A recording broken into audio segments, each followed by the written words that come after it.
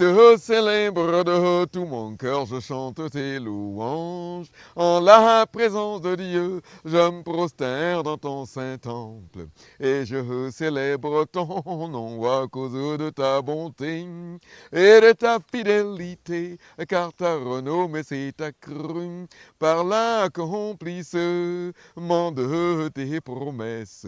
Le jour où je t'ai invoqué, tu m'as exaucé.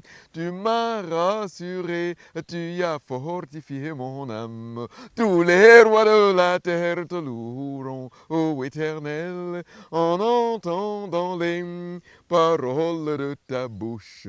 Ils célébreront les voies de l'Éternel, car la gloire de l'Éternel est grande. L'Éternel est élevé, il voit les humbles, et il reconnaît de loin les orgueilleux.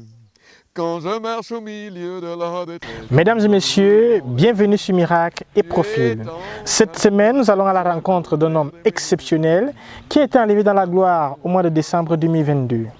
Il s'appelle Pasteur Jean Gankoué. Il a été co-ministre avec le leader fondateur de la communauté missionnaire chrétienne internationale, j'ai nommé le Frère Zach. Ils ont rendu ministère de 1989 à 2009, soit 21 ans de ministère au Cameroun et hors du Cameroun. Le pasteur Jean Gankoué, puisqu'il s'agit de lui, a été ordonné comme ancien de l'église à Yaoundé. Mais avant d'être ancien de l'église à Yaoundé, il est né à Obala. Il a fait sa formation à l'école normale supérieure de Yaoundé et il a été affecté à Obala. Et c'est toujours à Obala qu'il rencontre le Seigneur Jésus. Mais comment ce pasteur, communément appelé catéchiste, ou encore le chant agréable de l'Éternel, a fait pour rencontrer le Seigneur Jésus-Christ? Nous vous invitons avec beaucoup d'attention à écouter son témoignage de conversion. Que le Seigneur vous bénisse.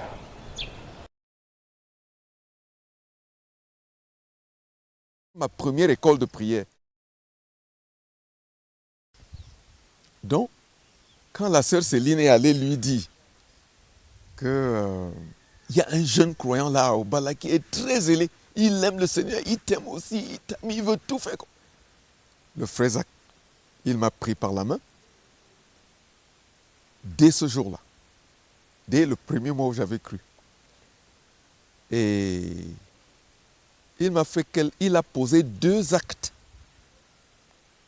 qui ont marqué ma vie. D'abord, ça m'avait impressionné à cet instant et c'est demeuré là jusqu'à ce jour. Quand la sœur Céline lui a dit cela, il m'a envoyé un petit livre. Un livre, c'est pas épais, comme ça. La prière qui transporte les montagnes, de Gordon Lindsay. Et il a écrit dedans la date et il a mis sa signature. Oh, tu ne peux pas imaginer. Ma joie était à son comble. C'était pour moi la première école de prière. Et je peux dire qu'il avait commencé là déjà à me former à prier. Parce que quand je regarde cela, en 1992, je crois, quand le livre La pratique de l'intercession est sorti, c'est épais comme ça, la toute première édition américaine, il m'a donné un exemplaire et de nouveau, il a écrit dedans comme dans ce livre et il a signé. Quand j'ai mis les deux côte à côte, j'ai dit au début là, voici son idée que j'ai de la prière et maintenant, il est en train de dire, il faut que tu sois ici. Donc, dès cet instant, dès le début, il a commencé à me former comme disciple, même longtemps avant de commencer à enseigner sur la formation des disciples. C'est ce que je vois maintenant en regardant comment il a fait. 2 actes qu'il a posés. Le petit livre là qu'il m'a donné, ça m'a beaucoup aidé. J'ai dit vraiment beaucoup, beaucoup. Pour moi, c'était ma première école de prière. C'est vrai, on priait dans l'assemblée. Mais j'ai lu le livre là et ça m'a aidé à pratiquer la présence de Dieu tous les jours, tous les jours, tous les jours. Ce qui fait que cette première année là où j'ai cru, j'avais une rencontre avec Dieu le matin, je me levais 4h, 4h30 parfois, pour lire la Bible et prier. On n'avait pas enseigné sur les rencontres dynamiques quotidiennes avec Dieu. Cela est venu après. Mais je savais vaguement que un enfant de Dieu, il se lève le matin, il lit la Bible, il prie. Évidemment, c'est ce que je faisais. Je me levais, je priais Dieu, je louais, je l'adorais, je chantais, et puis je lis la Bible, et je prends mon cahier, j'écris ce que j'ai compris là dans un passage. Et j'ai ces cahiers-là à la maison jusqu'à ce jour. Et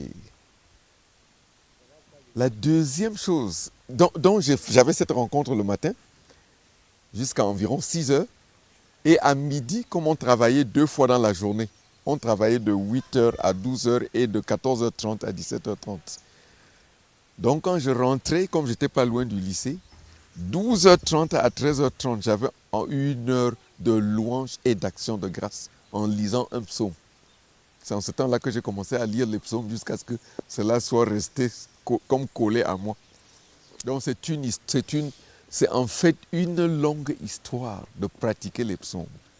Donc chaque jour, à 12h30, j'allais me mettre à genoux à côté de mon lit et puis je lis un psaume, je rends grâce à Dieu ayant confessé les péchés que j'ai commis depuis le matin et puis je loue Dieu et je chante et puis je quitte 1 heure. Pas de pétition, pas de demande. Chaque midi, sauf le mercredi où on allait à l'Assemblée pour l'intercession jeûnante pour le Cameroun. En dehors de ça, les autres jours, j'avais ce temps de prière-là, à midi. Et encore le soir, 21h, 22h, je prenais encore 1 heure pour célébrer l'Éternel, prier, tout ça. Dans ce livre-là, la prière qui transporte les montagnes, ça m'a aidé à poser la fondation de la vie de prière dans ma vie. Ce qui fait que, en fait, je peux dire que c'est là où le frère Zach a réellement commencé à me former à prier. Parce que je ne comprends pas comment. Ça, c'est l'un des livres qui ont eu le plus d'influence, le plus d'impact dans ma vie. Ce livre-là. Ça m'a aidé à avoir une bonne fondation pour prier de manière régulière et systématique. Et quand j'ai parlé de simplicité, il était vraiment simple. Et toucher les gens de manière aussi vraiment simple. Je me rappelle une fois qu'on était allé à N'Djamena. On a prêché, on a fini, on vient s'asseoir là, on se met à manger. Et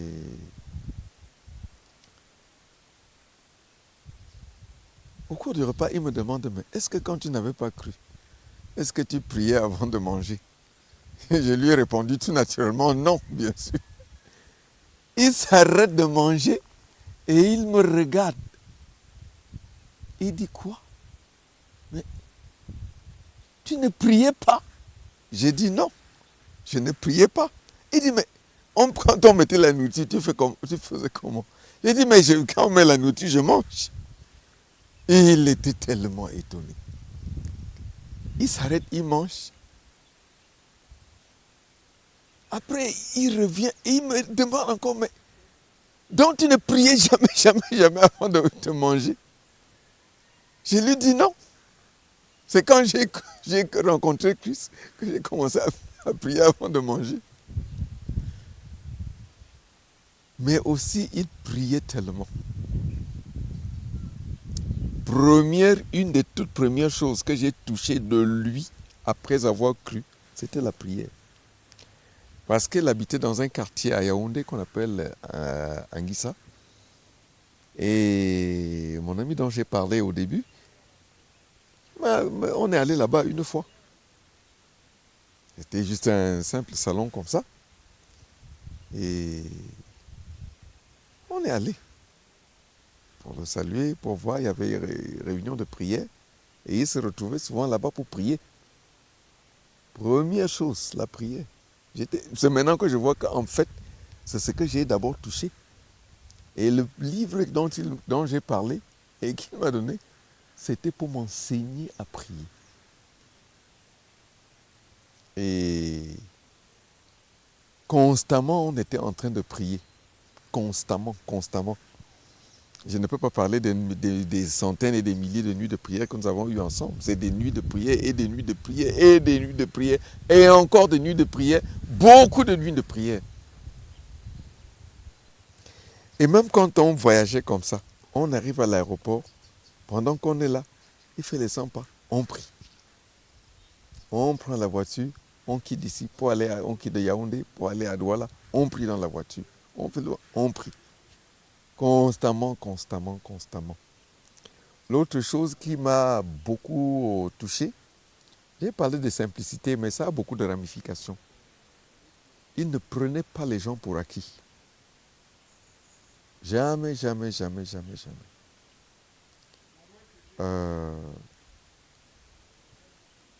Un endroit comme le Bénin, où nous y étions à Lyon, allés plusieurs fois déjà, on était déjà allé là-bas une première fois, deuxième, troisième, peut-être, déjà plus de 4 fois. Mais quand on est rentré là-bas, généralement, avant d'aller prêcher, nous, on priait ensemble.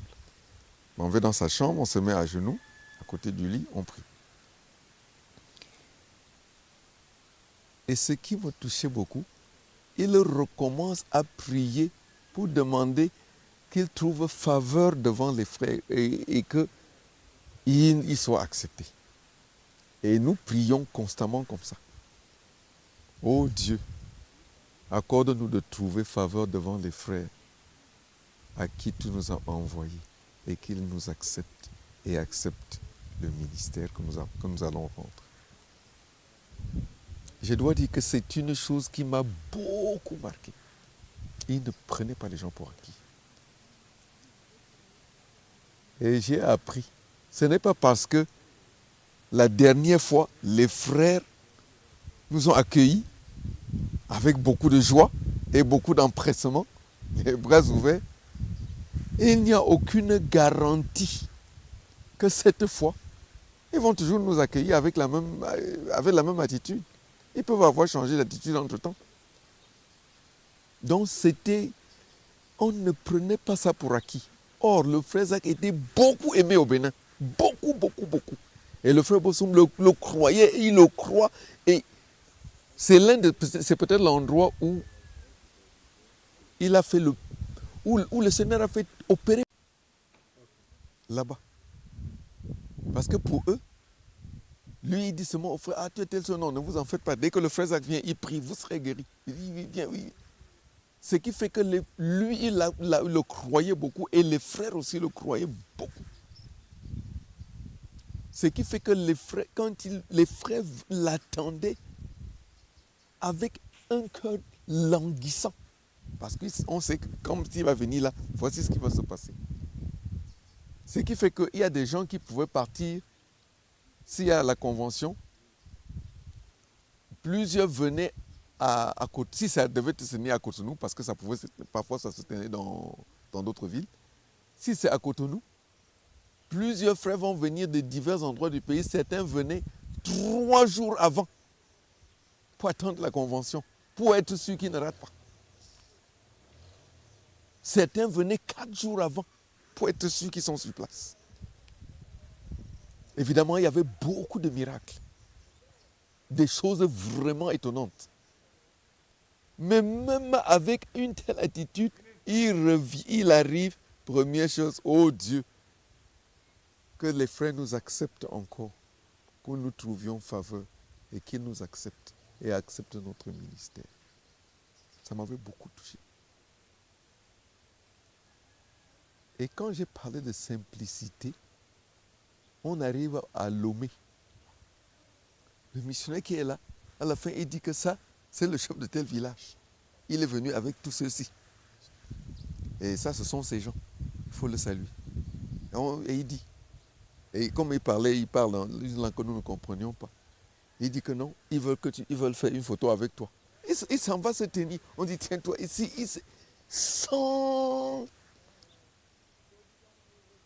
Il était vraiment comme un agneau, tellement. Donc quand je parle de simplicité, peut-être, je ne sais pas. Très, très simple. Oh, voici tel. Il veut une photo. Lui, ici, il se tient là. On prend. C'était très touchant. Très touchant. Et donc quand je dis que ça m'a touché, c'est vrai, il a prié beaucoup. Et donc c'est ça. Et il priait, je me rappelle, juste la simplicité de faire ces choses sans être dérangé par les gens autour.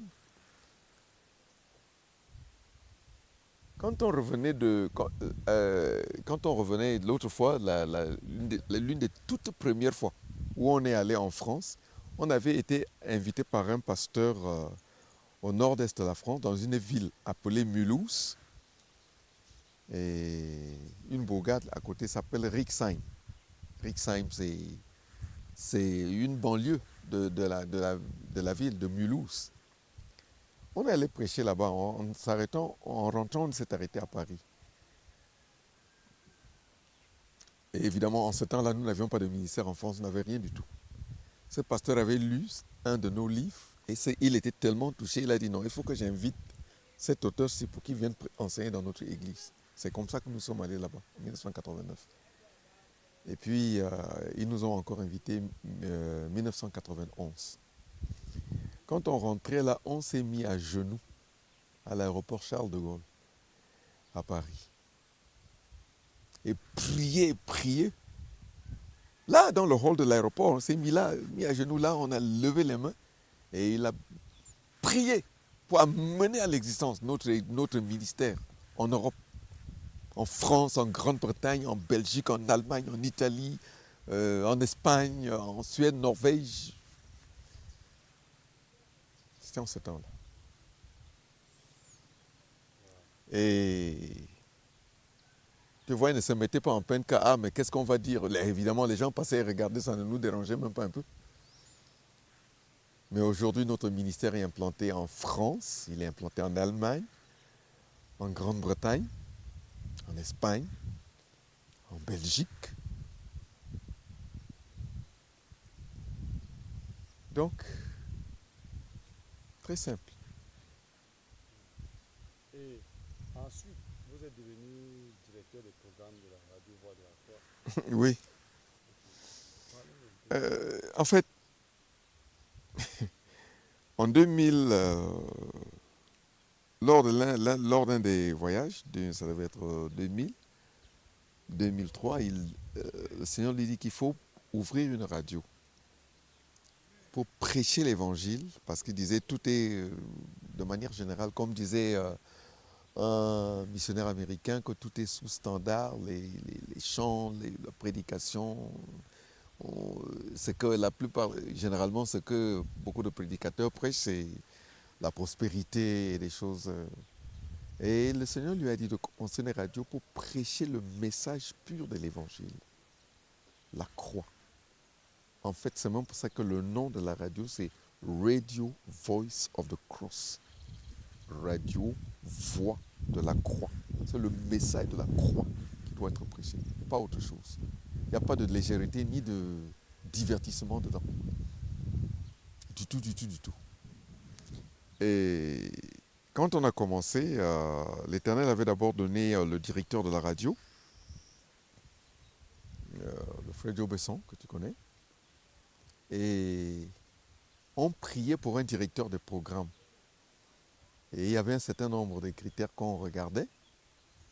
Évidemment, la radio ne m'intéressait pas. Quand je n'avais pas cru, j'écoutais la radio presque religieusement, BBC, VOA, beaucoup de radios. Et la voix de la voix de l'Allemagne, j'écoutais aussi. Die Deutsche Welle. Ça c'est des stations que j'écoutais vraiment. Et j'ai acheté un bon poste de radio qui captait très bien, donc je pouvais suivre toutes ces choses-là. Mais quand j'ai cru en Christ, toute l'affaire de la radio, c'est mort dans mon cœur, complètement. Donc je n'écoutais même pas. Et en fait, la venue de Christ dans mon cœur, dans ma vie, était une telle invasion qu'il n'y avait pas de place pour quoi que ce soit d'autre. Et voilà qu'on arrive à Obili un de ces jours, à la nuit de prière. Et j'étais assis au premier banc. Voilà, il va devant. Évidemment, le frère Joe m'avait d'abord abordé pour dire que et si je pouvais travailler à la radio, j'avais d'abord dit non. D'abord parce que la radio ne m'intéressait pas. Et puis quand j'entendais comment le frère Zach parlait de quelqu'un qui doit travailler à la radio, de toute personne qui va travailler là-bas, c'était tel que je ne voyais pas que je pouvais même oser. J'étais très loin des standards et des critères, de toutes les attentes. Parce qu'on priait à la nuit de prière, chaque nuit, chaque nuit. Maintenant, on arrive là-bas à Obili et puis tout d'un coup, il va devant et il annonce, il a trouvé, mais nous avons trouvé le directeur de programme qu'on cherchait depuis. Et il était très content, il se met à sauter. Et il dit, c'est bon, le frère Jean Gankoué. Moi, j'étais juste au premier banc, je me lève, je me demandais bien, mais est-ce que j'entends même très bien ce qu'il dit là? La sœur Émilie a été assise là-bas de l'autre côté comme ça. Et il était tellement content. Et la sœur Émilie a été très contente. Et les frères étaient tellement, tellement contents. Et évidemment, je n'avais aucune idée, une radio, ça fonctionne même comment, puisque je n'écoutais même plus depuis des années. C'est mon épouse qui, elle écoutait de la radio presque religieusement. Elle connaissait même beaucoup de journalistes à CATV.